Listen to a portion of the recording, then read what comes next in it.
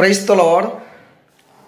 प्रभु जीशु ख्रीष्टर मधुर नाम रे शुणुवा मोर प्रिय प्रत्येक भाई भणी मानक हृदयर सहित नमस्कार जना। प्रभु आपण मानक आशीर्वाद करंतु। आसंतु वर्तमान समय रे मु 5 गोटी मंद कथा कहिबी बा मंद विषय आम आलोचना करिबा। काहाकू मंद बोली कुआ जाय? जदि आमे जने भाई को पचारिबा कि जने भौणी को पचारिबा मंद कहले कौन? मंद कहले जा भल विषय नुहे, भलर विपरीत होची मंद, जाको आमने खराब बोली आमने कहि थाओ। तेबे बाइबल काहाकू मंद बोली प्रकाश करिबा चिन्हट करे। 5 गोटी विषय। प्रथम विषय होची परमेश्वर को परित्याग करिबा। द्वितीय विषय होची परमेश्वर विषय को भय नथिबा। तृतीय होची अंध पशु रोगी पशु उत्सर्ग करिबा। चतुर्थ होची व्यभिचार करिबा। पंचम होची गर्व करिबा। या होची मंद। तेबे आमने प्रथम विषय चिंता करिछु। एथि पूर्वरु आमे द्वितीय विषय चिंता करिबा परमेश्वर विषय को भय नथिबा। एटा होची मंद बोली बाइबल प्रकाश करे। जिरिमिया 2 पर्वर 19 पदरे लिखा अछि, तुम निजर दुष्टता तुमको शास्ति देव ओ तुमर विपथगामित्व तुमको अनुयोग करिव। एतु प्रभु सन्याधिपति सदाप्रभु कहती, सदाप्रभु तुम परमेश्वर को परित्याग करिबार ओ आंभ विषय को भय तुम मध्य नथिबार जे मंद ओ तिक्त विषय या ज्ञात होई बुझ। आज अनेक लोक माने बुझी पारुना, अनेक लोक माने ज्ञात होई पारुना, अर्थात जानी पारुना जे परमेश्वर को परित्याग करिबा मंद, पुणी परमेश्वर विषय को भय नथिबा मंद। एक कथा अनेक लोक जानी पारंती नाही। एणु परमेश्वर आम को जनाउछंती जे प्रभु को भय न करिबा या होची गोटे मंद विषय, या भल विषय नुहे। जदि आम जीवन रे मंद अछि माने भल विषय जदि नाही, ताले प्रभु केबेले आम उपरे से संतुष्ट हेबे नाही। तेबे विभिन्न विषय आमने भय करुछु, किंतु परमेश्वर विषय को भय आज आम मध्य अछि कि? आमे विपदर आशंका करी भय करि थाओ। व्यवसायर विफलतार भय आमनकर जीवन रे थाए। पिला माने परीक्षा देला परे भय करंती, पास भी ना फेल भी। अनेक समय जेतबेले जने लोक एकाकी जाउथबो, कौन सी गोटे दुष्ट लोक को देखीदेले से डरी जाए। मोर प्रिय माने अनेक समय हिंस्रक जंतुर भय आमनक मध्य अच्छी। अनेक समय आमनकर विरुद्ध रे जदि कौन सी व्यक्ति अच्छी ताले में ताकू देखी भय करि थाओ। विभिन्न विषयर भय आमनक मध्य अच्छी, किंतु प्रभु विषय का भय आमनक मध्य अच्छी कि? जगतर विभिन्न विषय को आमने भय करिता, जो भय विषय आमनकर परमेश्वर कहती भय कर नाई, कारण आमे तुम संगे संगे अच्छु। निराश हो नाई, कारण आमे तुम साहाय्य करिबा। मोर प्रिय माने जगतर विभिन्न विषय भय को भय कला बेले प्रभु कहती भय कर नाई, किंतु परमेश्वर विषय का भय जहा प्रभु आम ठारू चाहती ता मानकर मध्य थिबा दरकार। जदि आमे प्रभु को भय करूना ताले आमानकर मध्य मंद अछि। प्रिय माने प्रभु चाहती ए मंद विषय आमानकर जीवन रे न था। प्रथम थेसलोनिके 5 पर्वर 22 पद लिखा अछि, जहा उत्तम ताहा धरि रख, समस्त प्रकार मंद ठारू पृथक होई था। अर्थात मंद आम सहित रहिबा को हबो नाही। मंद ठारू आमने अलगा रहिबा को हबो, पृथक हेबा को हबो। जदि आमने पृथकीकृत जीवन काटिबा नाही, ताले आमने केबेले पवित्र लोक होई पारिबा नाही।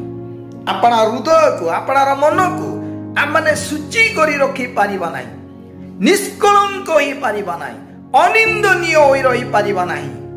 एणु आमने मंद ठारू पृथक, तार अर्थ मंद आम मध्य बास करने हब ना। प्रिय मानी आमनकर परमेश्वर निकट में पवित्रता रही कौन सी मंद विषय रहे ना आ मंद विषय को से घृणा करती। एणु बाइबल लेखा अछि तुम्हें तो एपरी निर्मल चक्षु जे मंद देखि न पार से मंद को केबे देखिबा पई पसंद करंती नै मंद विषय को सुनिबा पई पसंद करंती नै। मोर प्रिय माने प्रभु विषय को भय आज आम मध्य रहिबा दरकार। तेबे आज आम माने ईश्वर को भय करूछु कि ईश्वरीय भय प्रभुंकर निमंते पंचिबा पई साहाय्य करिबो।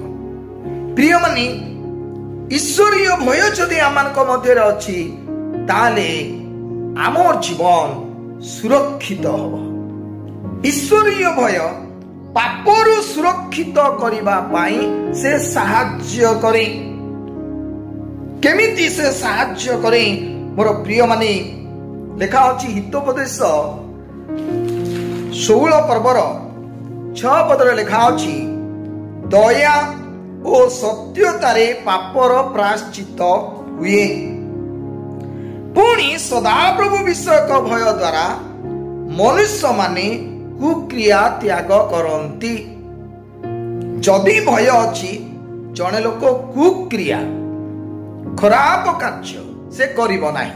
भय अछि जदि भय नहीं से स्वेच्छाचारी जहा इच्छा ता करिबो भल कण मंद कण से जानी पारिबो नाही स्वेच्छाचारी। प्रिय ईश्वरंकर लोक माने जने लोक जदि प्रभु को भय करुछि लेखा अछि सदा प्रभु विषय को भय द्वारा मनुष्य माने कुक्रिया त्याग करती। मद छाड़िबो तमाकू छाड़िबो गुटका छाड़िबो व्यभिचार छाड़िबो चोरी करिबा छाड़िबो मिथ्या कथा कहिबा छाड़िबो लोभ छाड़िबो ए सब भल विषय नहीं। एणु जड़े लोक जिते प्रभु को भय करुछि माने से भय द्वारा से सब पापरु सुरक्षित हब। भूल कार्य करिबा पई से इच्छा करिबो नै कारण ता भितरे भय अछि। जो माने प्रभु को भय करंती नाही से माने सुक्रिया परिवर्ते कुक्रिया करिवे आ कुक्रिया को से माने परित्याग करिवे नाही। कुक्रिया को छाड़ीबा को हले आमे प्रभु को भय करिबा को आज आम माने प्रभु को भय करूछु कि प्रेत पावलंकर जीवन रे जेतबेले से प्रभु को जानी नथिले ईश्वरीय भयता मध्य रे नथिला आउ सेतबेले से ईश्वरंकर लोक मान को निंदा करूथिले ताड़ना करूथिले अत्याचार करूथिले किंतु जेतबेले प्रभु को जानिले प्रभु को भय कले पूर्व विषय सब से परित्याग कले। आउ से लेखा अछि प्रथम तिमोथी 1 पर्वर 13 पदरे यद्यपि मो पूर्वे निंदक ताड़नाकारी ओ अत्याचारी थिली केतेबेले थिली जो समय प्रभु विषय का भय मो मध्य नथिला जो समय मो प्रभु को प्रेम करू नथिली जो समय मो प्रभु को जानी नथिली। आउ से कहउछंती किंतु मो अविश्वास हेतु अज्ञानपण रे ता करिथिली बोली दया प्राप्त हली। मोर प्रिय माने जितेबेले से प्रभु को जानिले जितेबेले से प्रभु को भय कले जितेबेले से प्रभुंकर निकट को आसिले प्रभुंकर परिचय पाइले पूर्वरे जहा सब से करुथिला से समस्त को से छाड़ी देले त्याग करि देले कारण प्रभु विषय को भय द्वारा जने लोक कुक्रिया को त्याग करि थाए छाड़ी थाए। जदि खराब विषय को आमने छाड़ीबा को हले ईश्वरीय भय जदि आमनक मध्य रे अछि से भयर शक्ति कार्य करिवो जारी फल रे आमे कुक्रिया सब परित्याग करिबा। प्रिय माने आज आमने प्रभु को भय करू। एणु हितोपदेश 8 पर्वर 13 पदरे लेखा अछि ସଦା ପ୍ରଭୁଙ୍କ ବିଷୟକ ଭୟ, ମନ୍ଦତା ପ୍ରତି ଘୃଣା। ସେ ଘୃଣା କରିବ। ଭୟ ଯଦି ନାହିଁ ସେ ଘୃଣା କରିବ ନାହିଁ, ସେ ଆଦର କରିବ। ପ୍ରିୟ ଈଶ୍ୱରଙ୍କର ଲୋକମାନେ, ଆଜି ଆମମାନେ ଭୟ କରିବା ଦରକାର। ଆମେ ଜାଣୁ 2 ଜଣ ଦୁଷ୍କର୍ମକାରୀ, ଯାହାଙ୍କୁ ଆମେ 2 ଜଣ ଚୋର ବୋଲି ଆମେ କହୁଛୁ। ଯୀଶୁଙ୍କର 2 ପଟ ଥିଲେ, ଆଉ ସେ 2 ଜଣ ମଧ୍ୟରୁ ଜଣେ କହୁଛି, ଯୀଶୁଙ୍କୁ ସେ ନିନ୍ଦା କରି କହୁଛି। 2 ଜଣ ଦୁଷ୍କର୍ମକାରୀ ମାନଙ୍କ ମଧ୍ୟରୁ ଜଣେ ଲୋକ, 2 ଜଣ ଚୋର ମାନଙ୍କ ମଧ୍ୟରୁ ଜଣେ ଚୋର। ଦକ୍ଷିଣ ପାର୍ଶ୍ୱର କି ବାମ ପାର୍ଶ୍ୱର, କୋଉ ପାର୍ଶ୍ୱର ବାଇବଲରେ ଲେଖା ନାହିଁ, କିନ୍ତୁ ବାଇବଲର କେତେକ ପଦପର୍ବ ଅନୁସାରେ ଆମେ ଜାଣିବାକୁ ପାରୁଛୁ ସେ ଦୁଷ୍କର୍ମକାରୀ ବାଁ ପଟର ବୋଲିକି ଆମେ ଚିନ୍ତା କରୁଛୁ। ପ୍ରଭୁଙ୍କର ବାକ୍ୟ ଅନୁସାରେ ସେ ଡାହାଣ ପଟର ନୁହଁ, ସେ ବାମ ପାର୍ଶ୍ୱର ଲୋକ ବୋଲି ଆମେ ଚିନ୍ତା କରୁଛୁ। ତେବେ ସେ ଯାଅ, 2 ଜଣ ଦୁଷ୍କର୍ମକାରୀ ମାନଙ୍କ ମଧ୍ୟରୁ ଜଣେ ଯୀଶୁଙ୍କୁ ନିନ୍ଦା କରୁଛି, କିନ୍ତୁ ଦକ୍ଷିଣ ପାର୍ଶ୍ୱର ଚୋର ବୋଲି ଆମେ ଯାହା କହୁଛୁ, ଆଉ ଜଣେ ବ୍ୟକ୍ତି ଦୁଷ୍କର୍ମକାରୀ ମାନଙ୍କ ମଧ୍ୟରୁ ଆଉ ଜଣେ ବ୍ୟକ୍ତି ସେ ଶୁଣି ତାଙ୍କୁ କହୁଛୁ, ତୁ କଣ ଈଶ୍ୱରଙ୍କୁ ଭୟ କରୁନାହୁଁ? ସେ କହୁଛନ୍ତି ଏଇ କଥା, ମୋର ପ୍ରିୟମାନେ, ଦୁଷ୍କର୍ମକାରୀ ମାନଙ୍କ ମଧ୍ୟରୁ 2 ଜଣ ଚୋର ମଧ୍ୟରୁ ଜଣେ ଯୀଶୁଙ୍କୁ ନିନ୍ଦା କରୁଛି, ଆଉ ଜଣେ ଯୀଶୁଙ୍କୁ ସମ୍ମାନ ଦେଉଛି, ଭୟ କରୁଛି, ପୁଣି ନିଜର ପାପକୁ ବୁଝି ପାରୁଛି ଏବଂ ନିନ୍ଦା କରିବା ବ୍ୟକ୍ତିଙ୍କୁ କହୁଛି, ତୁ କଣ ଈଶ୍ୱରଙ୍କୁ ଭୟ କରୁନାହୁଁ? ତାର ଅର୍ଥ ଜଣକ ପାଖରେ ଈଶ୍ୱରଙ୍କର ଭୟ ନାହିଁ, ନଥିବାରୁ ସେ ଯୀଶୁଙ୍କୁ ନିନ୍ଦା କରୁଛି, କିନ୍ତୁ ଆଉ ଜଣେ ପ୍ରଭୁଙ୍କୁ ଭୟ କରୁଛି। ଈଶ୍ୱରୀୟ ଭୟ ତା ମଧ୍ୟରେ ଦେଖାଗଲା, ଆଉ ସେଥିପାଇଁ ପ୍ରଭୁଙ୍କୁ ସେ ସମ୍ମାନ ଦେଇ କହୁଛି, ନିଜର ପାପକୁ ବୁଝି ପାରୁଛି, ଆଉ ଯୀଶୁ କିଏ ସେ ଜାଣିପାରୁଛି, କୋଉ ରାଜ୍ୟରୁ ସେ ଆସିଛନ୍ତି, ସେ କିଏ। ମୋର ପ୍ରିୟ ମାନେ, ଆଜି ଆମେ ପ୍ରଭୁଙ୍କୁ ଭୟ କରୁଛୁ। 2 ଜଣ ମଧ୍ୟରୁ ଜଣେ ଭୟ କରିବାରୁ ପାରଦୀସକୁ ଗଲା, ଆଉ ଜଣେ ଭୟ ନ କରିବାରୁ ସେ ଯାଇ ପାରିଲା ନାହିଁ, ତାର ଆତ୍ମା ରକ୍ଷା ପାଇ ପାରିଲା ନାହିଁ। ତେବେ ମୋର ପ୍ରିୟ ମାନେ, ଆଜି ଆମେ ପ୍ରଭୁଙ୍କୁ ଭୟ କରୁ। ତେବେ ଭୟ ମାନେ କଣ? ଭୟ ମାନେ କଣ? ଯଦି ଆମେ ପ୍ରଭୁଙ୍କୁ ଭୟ କରିବୁ, ପ୍ରିୟ ମାନେ, ଅନେକ ଆଶୀର୍ବାଦର କଥା ଲେଖା ଅଛି। ଯେଉଁମାନେ ପ୍ରଭୁଙ୍କୁ ଭୟ କରନ୍ତି ସେମାନେ ଆଶୀର୍ବାଦ ପାଆନ୍ତି। ଯେଉଁମାନେ ପ୍ରଭୁଙ୍କୁ ଭୟ କରନ୍ତି ସେମାନଙ୍କର 4 ଚତୁଃପାର୍ଶ୍ୱରେ ଦୂତମାନେ ଛାଉଣି କରି ଉଦ୍ଧାର କରନ୍ତି। ଯେଉଁମାନେ ପ୍ରଭୁଙ୍କୁ ଭୟ କରନ୍ତି ପ୍ରଭୁ ସେମାନଙ୍କର ପଥରେ ଶିକ୍ଷା ଦିଅନ୍ତି। ଯେଉଁମାନେ ପ୍ରଭୁଙ୍କୁ ଭୟ କରନ୍ତି ସେମାନେ ଜ୍ଞାନ ପାଆନ୍ତି।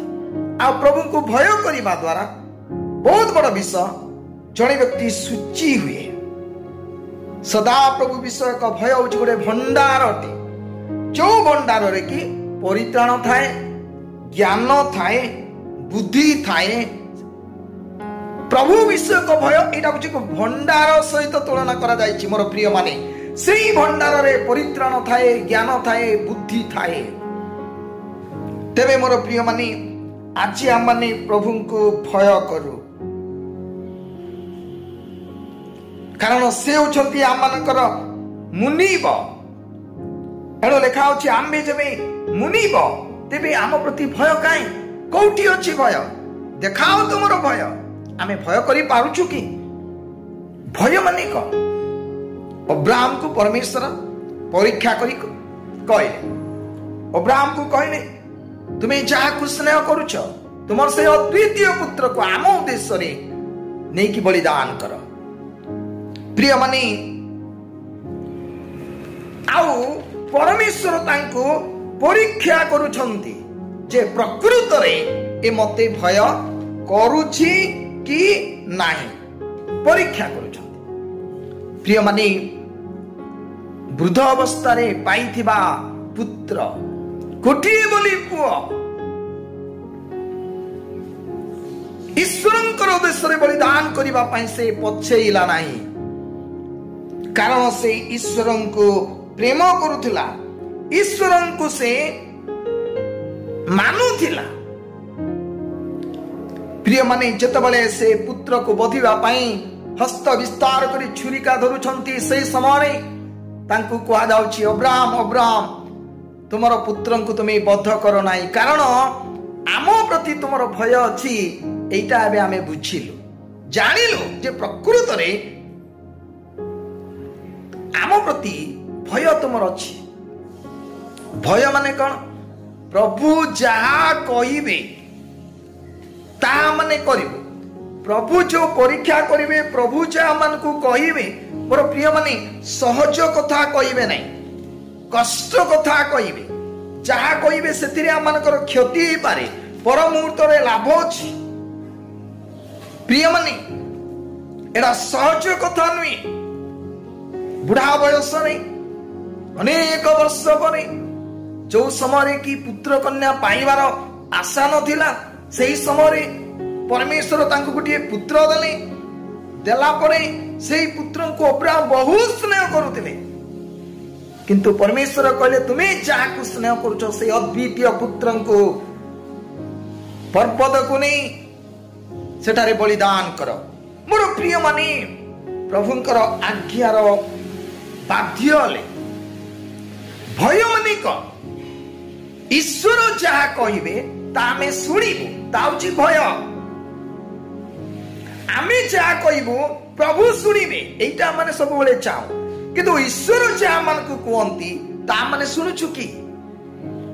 ସେ ଯାହା କହିବେ କଷ୍ଟ ହେଇପାରେ, ବାଧା ଆସିବ, ଦୁଃଖ ଆସିପାରେ।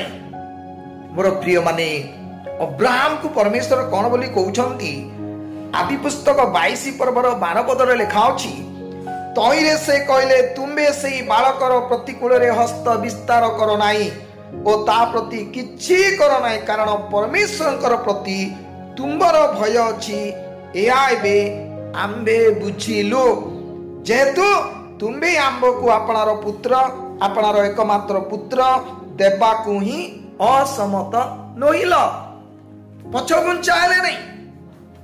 ପ୍ରିୟମାନେ, ଈଶ୍ୱର ଯାହା କୁହନ୍ତି ତାହା ଯଦି ଆମେ ଶୁଣିବୁ, ତାର ଅର୍ଥ ଆମେ ପ୍ରଭୁଙ୍କୁ ଭୟ କରୁଛୁ। କେବଳ ବାକ୍ୟ ଶୁଣିବା ଦ୍ୱାରା ଆମେ ଭୟ କରୁଛୁ ବୋଲି ଜଣା ପଡିବ ନାହିଁ। ଆମେ ପ୍ରଭୁ କହିଥିବା କଥାକୁ ଯଦି ଆମେ ମାନୁଛୁ, ତାହେଲେ ଆମେ ଭୟ କରୁଛୁ। ପୁଅ ଝିଅମାନେ ଯଦି ବାପା ମାଙ୍କୁ ଭୟ କରୁଛନ୍ତି, ବାପା ମାଙ୍କର କଥା ନିଶ୍ଚିତ ଭାବରେ ସେମାନେ ଶୁଣିବେ। ସ୍ତ୍ରୀ ଯଦି ସ୍ୱାମୀକୁ ଭୟ କରୁଛି, ମାନେ ସ୍ୱାମୀ ଯାହା କହିବ ସ୍ତ୍ରୀ ଶୁଣିବ। ମୋର ପ୍ରିୟମାନେ, ପ୍ରଭୁଙ୍କର ବାଧ୍ୟ ହେବା ଏହା ହେଉଛି ଭୟ। ତେବେ ଯଦି ଭୟ ଆମମାନଙ୍କର ଜୀବନରେ ନାହିଁ, ତାହେଲେ ତାହା ହେଉଛି ମନ୍ଦ ବିଷୟ। ଆମ ଜୀବନରେ ମନ୍ଦ ଦେଖା ନ ଯା, ଆଉ ସବୁବେଳେ ଆମେ ମନ୍ଦରୁ ରକ୍ଷା ପାଇବା ପାଇଁ ଚେଷ୍ଟା କରୁ।